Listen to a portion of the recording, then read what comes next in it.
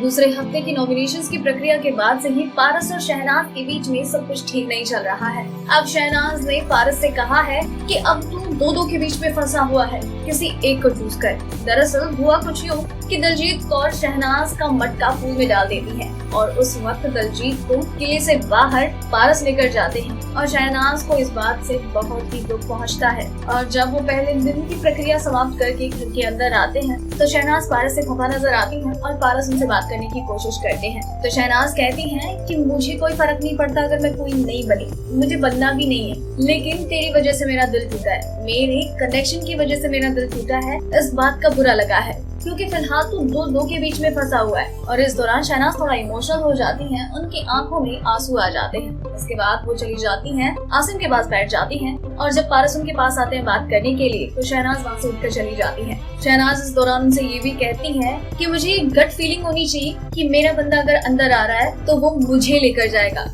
लेकिन तूने ऐसा किया नहीं।